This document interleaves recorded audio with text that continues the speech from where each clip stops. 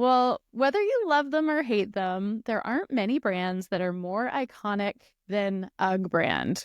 Their signature sheepskin boots feel like they've been a ski resort mainstay forever. But if you're old enough, you remember when they came on the scene with a huge Y2K era moment. And they were massive.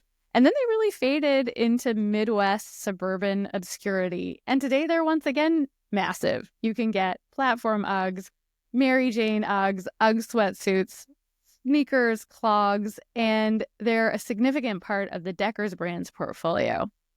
Today I'm talking to Nicks Ericsson, who played a big part in the rebirth of the UGG brand when he was director of global brand marketing and global director of product marketing for UGG.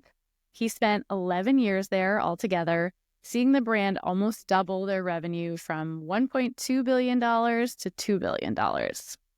Nicks has moved on from UGG and is now the chief marketing officer at Keen, another brand that's made a name for quirky footwear with a diehard fan base.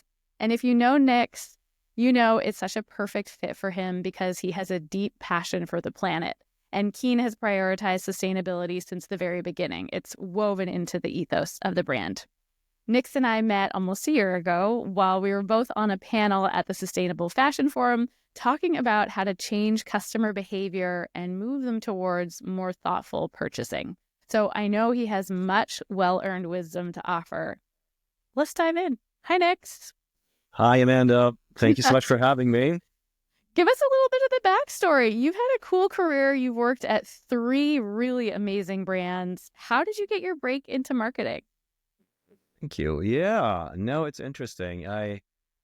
I studied, I'm Swedish originally, so I grew up in Sweden and went to college there, studied brand management because I've always been amazed with brand storytelling, how companies can actually connect emotionally with consumers. And always interested in, I guess, design and fashion. And I had a belief that a Swedish brand called J.Lindeberg could really make it internationally back when I started a long time ago. So I approached the founder of this brand, J.Lindeberg, with a business plan, kind of not really knowing anything fresh out of college of how that brand could make it in London, where I just moved to. I felt it needed something of, what J.Lindeberg had to offer. And I wrote a business plan and sent it to info@jlindeberg.se, not even a global handle. It was like a Swedish handle. And lo and behold, they had just moved to the UK and tried to find someone to help them get it going in the UK. So that's how I started. So I kind of got my foot in early with a young entrepreneurial company, very vision driven. And yeah, from there, it's just been a fantastic adventure. Were you fresh out of college when you did that? Yeah, pretty much. I had, I think, 6 months. My first job was like selling advertising for a supply chain magazine. I sucked at that. I didn't sell one ad. After 6 months, I quit. I feel like that's so bold.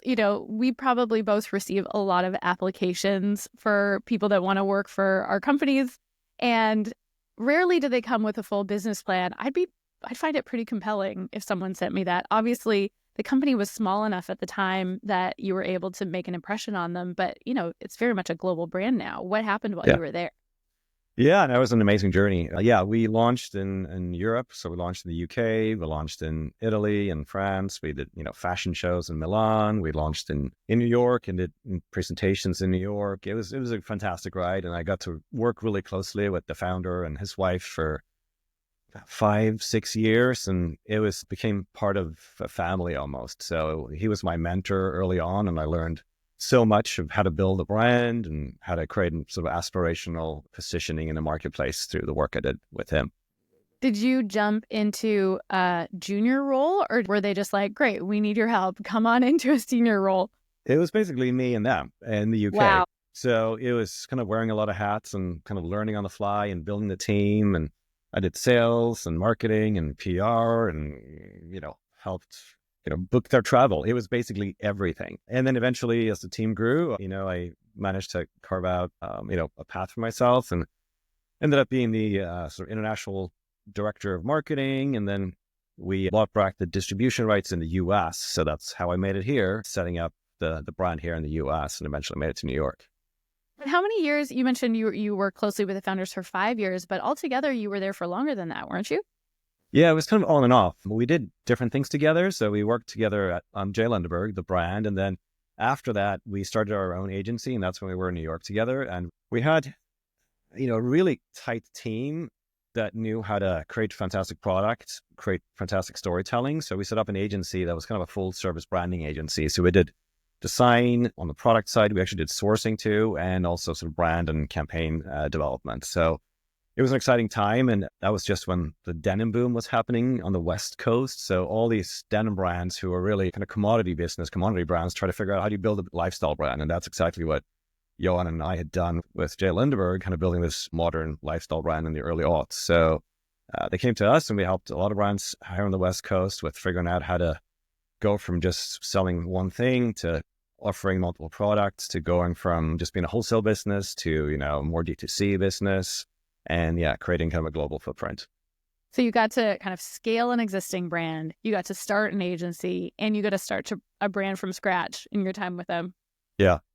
Kind of the dream of every brand manager. I know when I worked in-house at a brand, we'd all sit together and be like, man, we're also like, everyone's so talented, we should all start an agency. And on agency side, people often think like, oh, sometimes working with clients is hard, we should start a product. You kind of got to do all of it.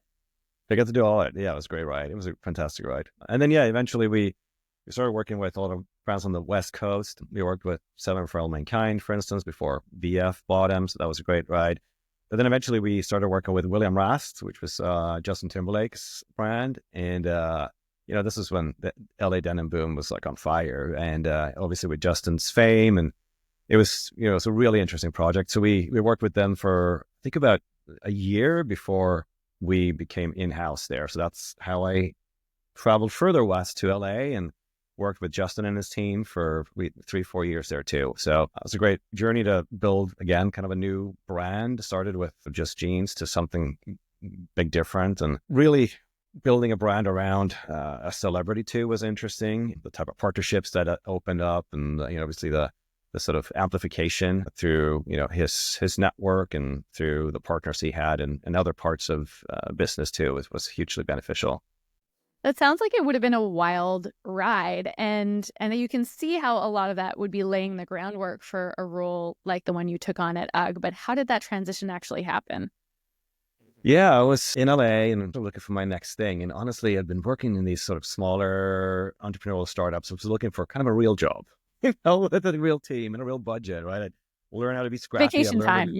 Vacation time, all those things, right? So I was actually, that's a good point. I was just, me and my wife had gotten married and we had just had our daughter. So I was looking for, I need to grow up and land somewhere, So Deckers came knocking, and, honestly, I had my hesitations because I think you mentioned it earlier on here that it's a disruptive, not issue that maybe pleases the eye for everybody. I know my wife had actually asked me the year before if she could get a pair of Uggs for Christmas. I said, no, babe, no. And anything but Uggs. But I started to learn more about the brand, the company. I met all the people who were fantastic there. I started to ask more of my friends and people I knew about, and there was like so much potential there. First with what UGG had been in the early aughts, and then what was still there. And obviously like a fantastic high quality product that I think was just ripe for getting relevant in culture again.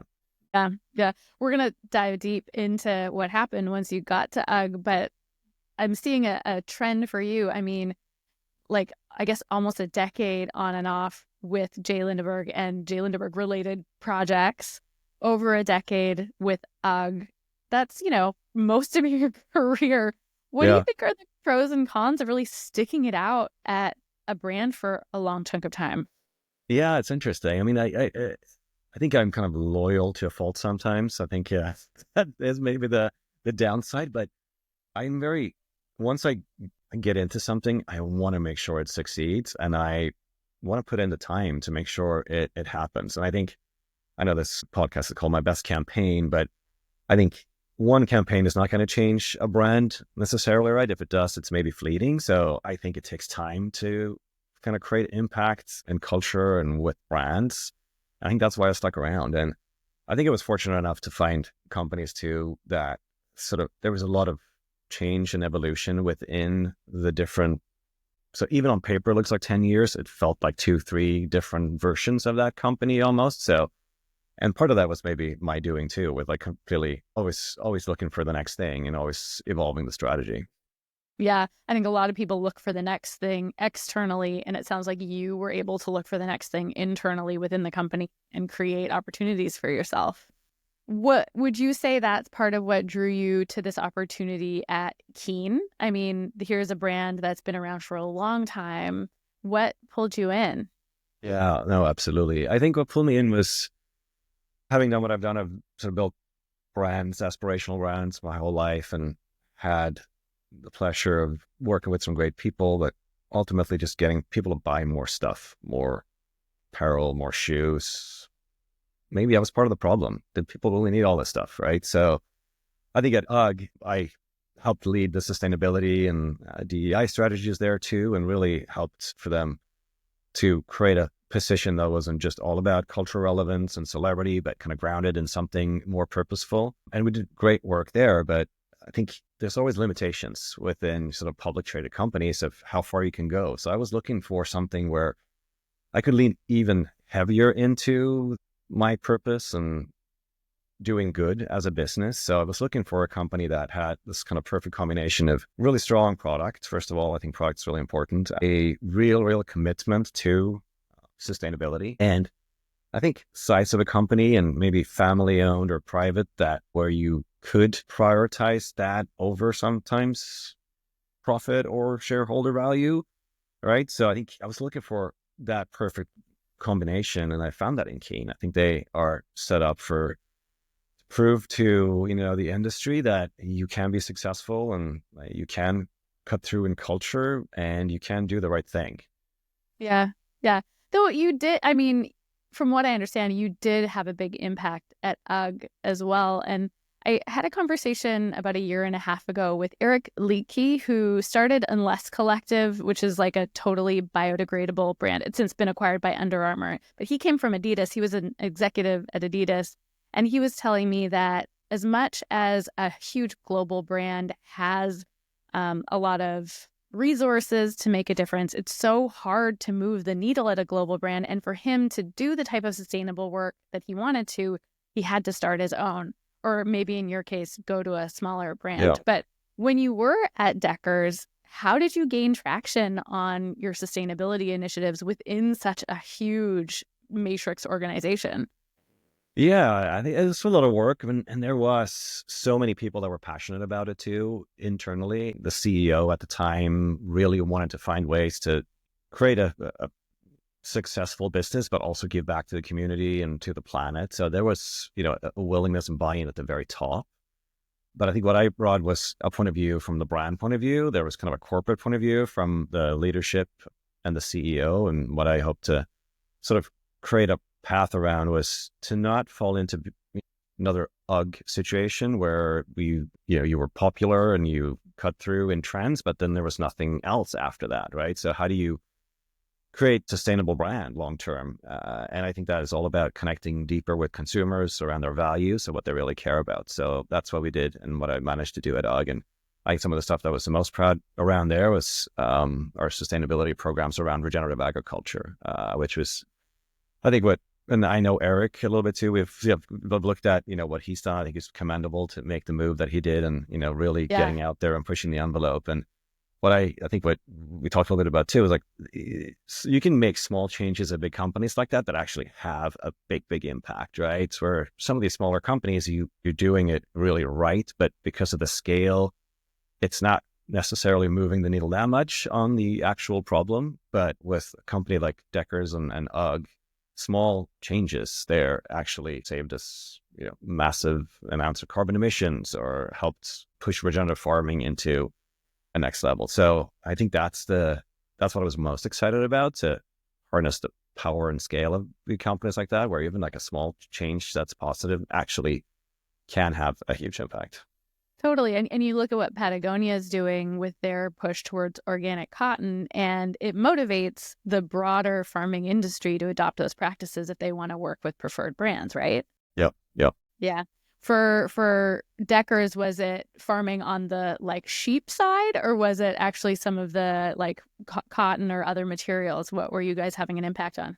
It was sheep side was the biggest piece because that was our biggest material. So we realized if we could, have a positive impact on sheep farming and how that is done, that's where we'd have the biggest impact. So we went straight to the source and partnered with the Savory Institute as one of the leaders in the space around transforming grasslands and sheep farms in Australia and New Zealand, where we were sourcing most of our material. So, yeah. Yeah, amazing. I love the circularity part of your time at UGG, but I think the thing that everyone really was able to see on the outside was the major brand repositioning that happened in your time there. And I know that when we're talking about a brand repositioning, it's not a single campaign, it's a whole lot of touch points. It takes a lot to essentially revive a brand. Yeah. What was happening at the brand when you came in? Yeah, it was interesting. I mean, I think you mentioned it. It kind of lost traction in popular culture. It was over distributed. It was kind of everywhere. It lost its, appeal with certainly young consumers. I think the average age was over 50 or close to 50 when I came in, and the brand just wasn't growing anymore. And I think we really had to take a close look at what consumer do we want to win with in the future. So I would say that's the real success of the transformation was like really understanding the consumer we wanted to go after, understanding what we could bring to that consumer and creating a brand platform that delivered that, and then executing on that again and again. And it took time. It took time, and it took, I think, guts and bold moves to try to stand out and kind of get noticed again. I think when you go through positioning, there's a lot of baggage you have to sort of shake off and prove the naysayers. And I think there's, like many brands, but I think particularly with UGG, or like myself, a lot of sort of doubters, or I would say even haters sometimes. So it was like kind of proving them wrong by doing things that were different and interesting and honestly like important too. Where was that resistance coming from? Was it coming from the public? Was it coming from inside? Like when you say naysayers, who did you have to prove wrong? A lot of them were actually in a kind of editorial community that was more in our PR team. I know they had this charm offense of like showing to editors and influencers that no, UGG is not what you think it is. It's actually this, right? It's still going back to the authenticity of UGG, but just in a new light. So there was a lot of that. And I think eventually there was that naysayers with consumers too. We saw it in social media. So it was kind of an uphill battle at one point, but then it sort of tipped. And I think then that's when a really snowball effect started to happen.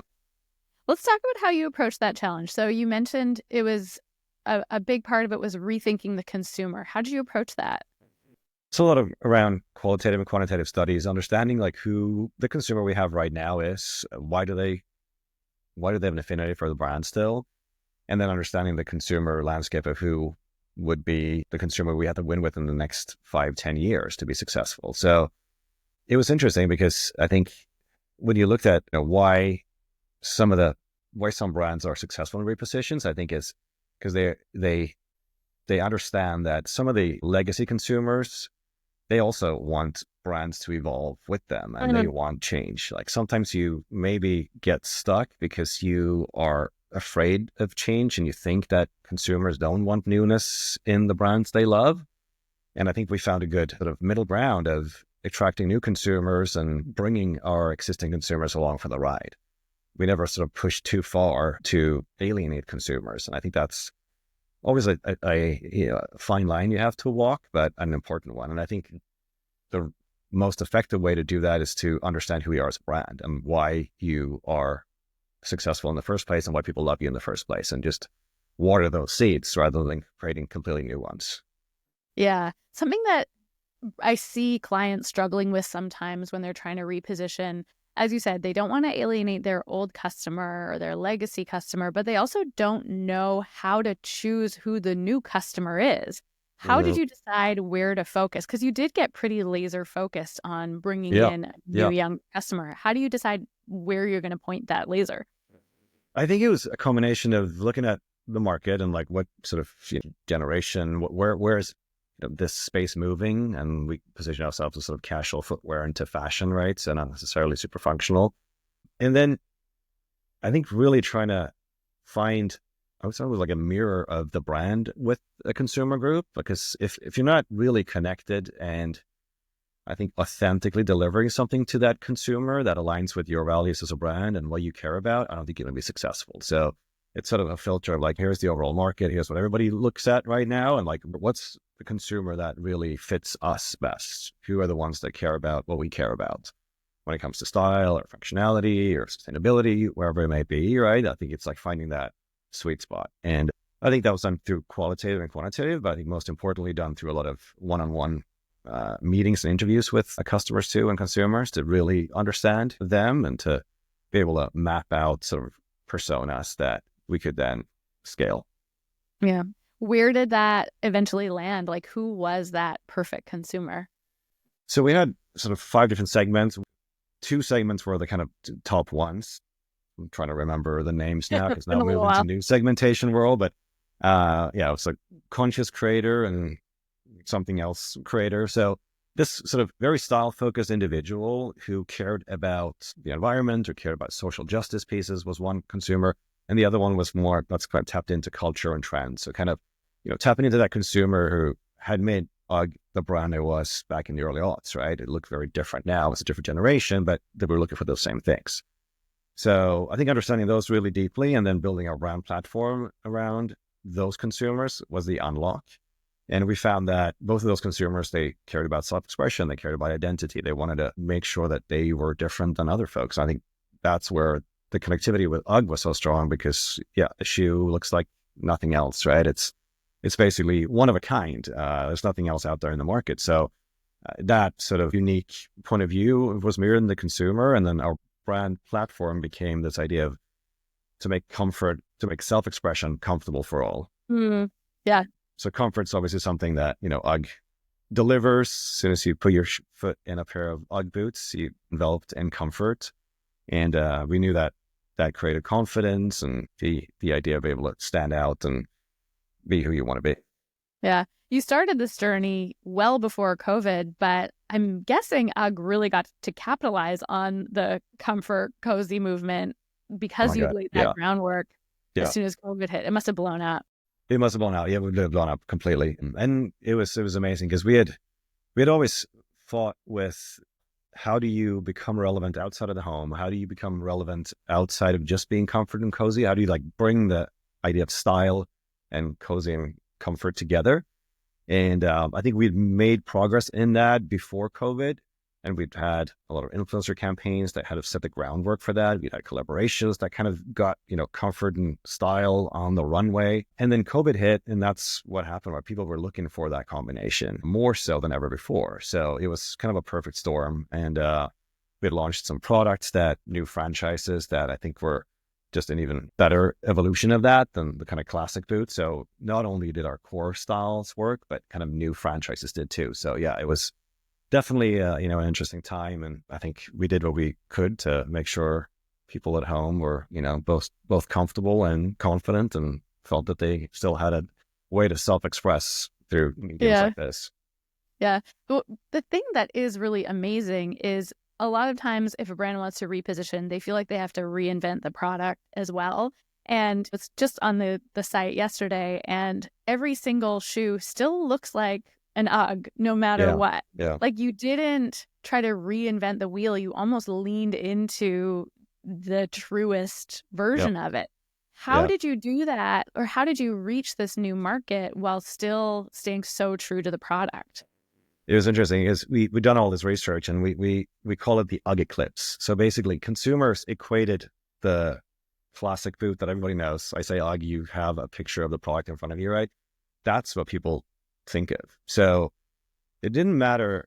The brand had tried launching high heel boots and, all these different things in the past and try to do all these things from a brand point of view, but it didn't really land because if people didn't see it reflected in that boot or like didn't connect with that boot, it didn't seem like UGG to them. So that idea of the UGG Eclipse made us realize that if we couldn't get that specific product relevant in culture, and stand for something else, we would never get the brand to stand for something else. So that's why we leaned into the first sort of part of the reposition was reposition that boot. And we did that through collaborations with really interesting folks that expressed this idea of self-expression in a comfortable ways. Young up-and-coming designers of different ethnicities, of like different backgrounds, the kind of not necessarily the big brands, but the small up-and-coming brands who did things differently. And same when we went to influencers or talent, that's kind of who we partnered with. So everything became the kind of expression of inserting this one product in culture in different ways. And then because that was so strong, and this is credit to the design team we had on the time and still have, they did such a good job with mining that product for those brand codes that get the consumer to see a product as UGG. So even though you look at the site right now and everything looks like UGG, but they're actually very, very different from the original product. But And there's so much diversity in the product. Yeah, they found such a good way to kind of expand that into platform versions, or it's a sneaker, or it's a winter boot, or it's apparel, right? So there's all these like elements of the brand and the product that really comes through. And I think that was part of the success too. And that's probably unique. Not all brands have that, strong DNA in a product to build a brand around. But I think that was a big part of the success too. Yeah. Yeah. We'll talk more about Keen probably in a bit, but I would say Keen is one of those brands as well that really does have a strong design DNA. For sure. Yeah. You talked about influencers and celebrity partnerships and other partnerships. I know there were some really iconic ones that you did. Can you tell me about some of those? And I'm also curious, how did you get buy-in from those partners who maybe didn't know the direction that the brand was going to be taking and know that it actually was going to be super relevant? So I'll answer the last question first. It's kind of interesting because I think as we started digging more deeper into, I think the fashion community and the editors and maybe designers or celebrities, there was these like closet UGG fans. It's really interesting because people loved it. Everyone's a closet UGG fan because we love comfort. They loved it. They loved it. Andrea Leon Talia was one of them. I mean, he kind of was maybe out there too and kind of showing it, but there was like so many people who loved the brand who had never really dared to sort of, out themselves as UGG lovers. So it started with just like identifying some of them. And I think one of them was Jeremy Scott too, was kind of one of the early ones who like just loved the product. And he's always been about being different and standing out. So that was, and I think then it kind of snowballed. Like as soon as somebody said, okay, it's okay, UGG can be something and it's okay to love UGG, then it kind of opened the door for all these other brands. So I think in the end, we were fortunate. We had to sort of trim people down because we didn't want to go too big or too broad too, but I think we wanted to keep it true to like finding the people that really aligned with what the brand was. And yeah, I forgot the first question, but I think that was, an interesting piece of the puzzle. Yeah. The first question is just like, what were those really iconic collaborations that you think moved the needle? You mentioned a couple. Any more? Yeah. I think another one that was really interesting was Y Project with like Glenn Martins and like what we did with him. And that was, I think collaborations is tough, right? And I think it's like right now even harder to break through, but I think it's always about being authentic. And I think as a bigger brand, like letting the design partner really kind of have a go at it and do whatever they want to do. It's all about authenticity. And I think relying on those really creative minds to take your brand in a new direction. I think that's really what Glenn Martins did with Y Project. It was these thigh-high UGG boots that he wore on the runway show, or they wore on a runway show, and then Rihanna wore for Coachella. So it kind of made this pop culture moment. But I think, we were fortunate enough to work with fantastic collaboration partners that help sort of amplify the overall strategy. That kind of creative freedom, it's almost the opposite of what most large brands do. They usually, when they do a partnership, there's such strict regulations, like you have to fall within these parameters. Yeah. Really giving your partners creative freedom feels like it was the ticket there. Yeah. Right. I think if you have the right partner and the value alignment is there, if the goals are the same, it's about unleashing creativity. At the top, you talked about how one of the issues with old UGG was that oversaturation piece. When you're doing a repositioning like this, how do you avoid the risk of that happening again? Yeah, I think it was close partnership with our commercial teams and the product team. And I think from the president's point of view, she was really concerned about making sure we had the right amount of product in the marketplace to not dissatisfied customers, I think the whole drop mentality of, selling out in 2 seconds and, it can just create a lot of angst and create a lot of frustration too with consumers. So it took a lot of, I think, experimenting to find the right balances, the right kind of volumes in the marketplace. And then I think ultimately just being very thoughtful of who our partners were and how we worked with our partners helped a lot. Yeah. Yeah. Finding the right retailers, I guess the right price point, all of those Yeah. things. Yeah. I mean, obviously this was a huge success, no question about it. The brand is still super relevant. Did you hit any roadblocks along the way? Was there anything you had to overcome in the journey? Yeah. I think every repositions, I think, come with fear, right? So there's retailers who didn't understand what we're doing. There were internal folks who didn't understand what we're doing. So it was a lot of, I think, internal alignment, a lot of pitching to get people to see the light and see the future. And I think ultimately just proving the results, small steps in the right direction, I think was what kind of created the environment for continue leaning into the strategy. Yeah. So it's proving it out again and again, probably being really consistent Yeah. and then making friends across the business and getting Yeah, buy-in. for sure. Yeah. Amazing. When you're looking back, what levers do you think were the most effective in orchestrating this turnaround? I think having a really clear idea about the consumer you want to go after, creating a really strong brand purpose, one that provides, I think, a broad enough platform for you to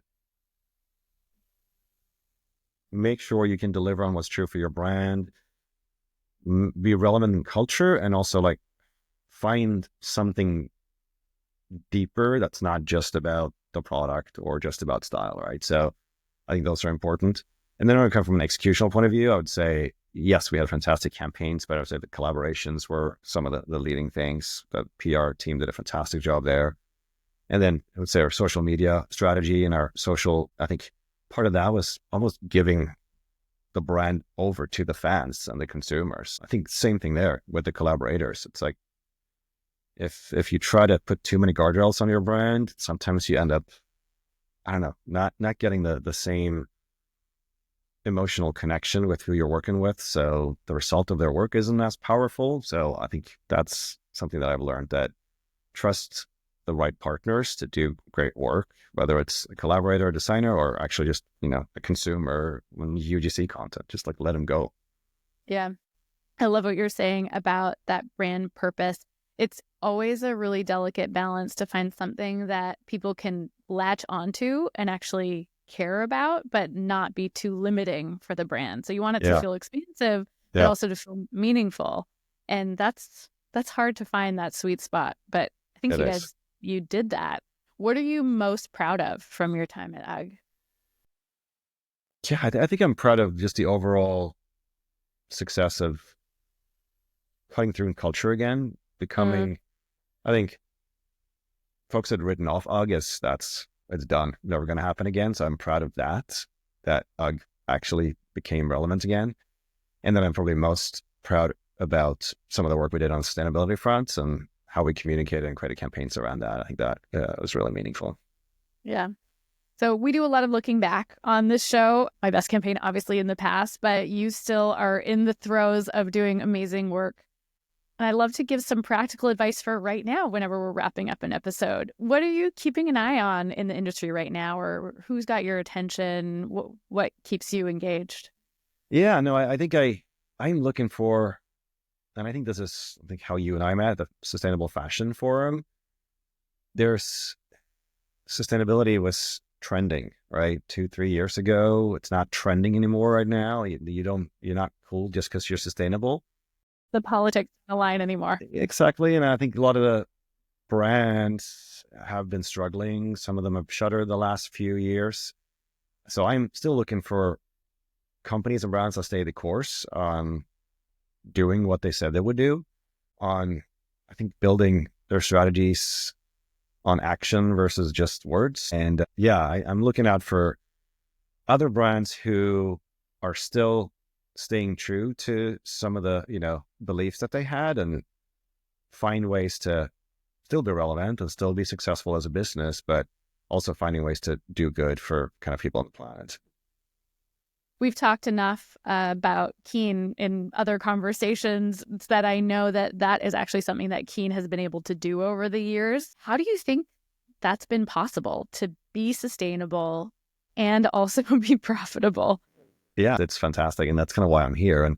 But I see it. It's because I think there's the whole company. It's not just, one individual. It's the entire company believes in the vision of the founder. And it's about having the shoe industry make a positive impact through people. So it's part of every decision every day about consciously creating everything we do, from shoes to how we show up at a trade show or how we create an ad. It kind of runs really deep. And I think it's testament when it's really embedded in the culture and DNA of a company, then it can be possible to balance that with everything else. It's not impossible. I think I think Patagonia is another brand that proves that it's possible too. I think it's all about belief and sticking even through hard times.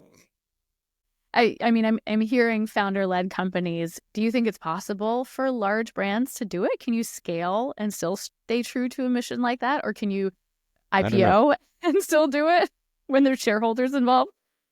I don't know. I haven't I don't seen know it yet. either. I haven't seen Yeah. it yet. I hope so. And I think that's what I hope that brands like Patagonia and Keen can prove to investors at large and just the community, that you can create a business that, yes, grows and yes, it's profitable, but also does well. So I think hopefully what I do here in 10 years can inspire other companies, not necessarily privately owned, to do the same. So I think what is happening here is probably not just because it's privately owned. I think it's bigger than that. And that's why I'm kind of going in. It's sort of holistically believed in the entire organization, because like one person is not doing it all. It's like the entire organization that's making it all happen and making decisions every day. Well, So yeah. yeah. I had a tour of your office by some of your colleagues a few weeks ago, and even seeing that it is literally built into the structure. There's furniture and there's elements of the building that are all repurposed from the original wood from the space that your head Yep. office is in. It Yep. really felt palpable that Keen is living this out. And I loved Yep. that. Yeah. Yep. Okay, we're going to wrap up, but the last thing I want to ask you is something for all of us. What's the best piece of marketing advice you've ever been given? It's interesting because it's my boss today is saying it, and actually my first boss was saying it too. And it's about be different, be bold. Don't do what everybody else is doing. Rory right now is saying live on the edge. Don't take up room in the middle. I think that's inspiring to me. People that sort of push the envelope and do things differently. And I think that's what I've subscribed to my life with, sending a business plan to my first job to like how I approach every day. So I think that's that's my advice. Is don't do what everybody else is doing just because it worked for them. Think different and try something new. I think that makes us all better. For sure.